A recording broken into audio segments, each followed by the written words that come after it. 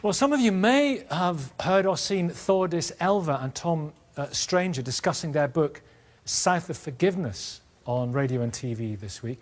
During a teenage romance in 1996, Tom, then 18, raped 16-year-old Thordis. Now, right now, they both want people to understand the shame, blame, silence and suffering they each went through, and the difference forgiveness, decades later, has brought to each of them.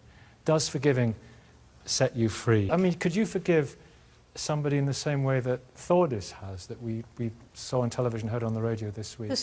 The story of Thordis Elva is her own personal, individual journey, and she states that that in some ways has helped her to feel freer, more free. I suppose I'm also interested in how we can free the whole of society from epidemic levels of male violence against women and children. An estimated 80,000 rapes every year, over 400,000 sexual assaults, 2 women every week in this country murdered by a violent male partner. Now, forgiving, it is about self-help. It's a journey of self-help, and I think we should support women to do that and to feel in control of themselves and their lives. I don't agree with scrutinising women even more than they're already scrutinised, but as well as self-help, we need societal help.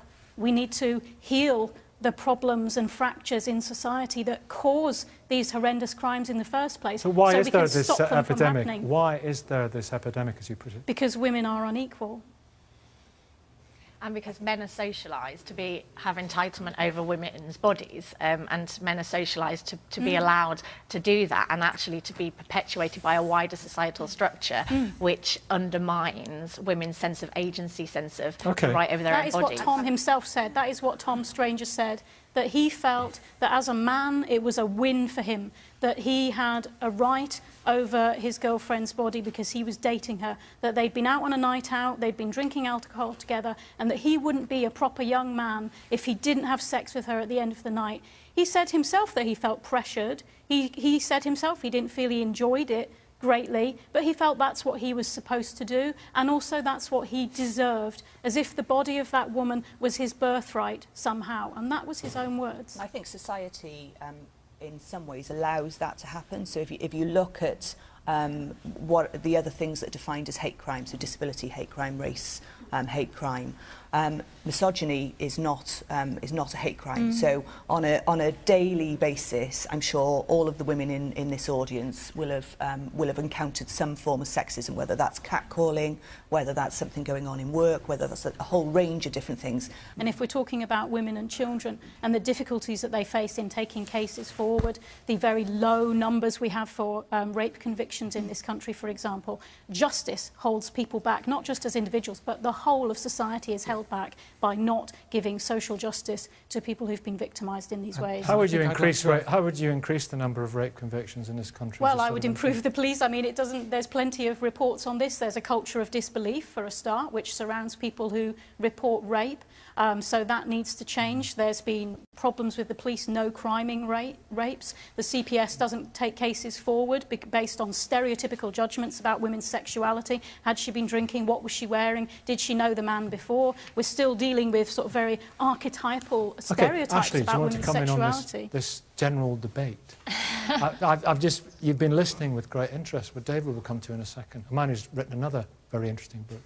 Well, I think that there's an issue right now around moral panics around rape, and Do you understand the definition of a moral panic? Yeah, and I'm really sorry to say that, because I know that that's how do you come up against something like that, victims. What do you mean by moral panic around it? I think that there's a tendency now to subtly sort of, I don't disagree that obviously rape is a horrible thing, but there's a tendency to sort of make the barriers around what constitutes harassment a little bit fuzzy, and we sort of built up this idea that there's this huge epidemic of male violence, but what's being defined as male violence is a little funny. So I remember that's because there is an epidemic of male violence. No, it's like not for like example, every single. Meant to be, it's meant to be male violence. Yeah, I'm supposed to be like really insulted by that, and that's sexual harassment.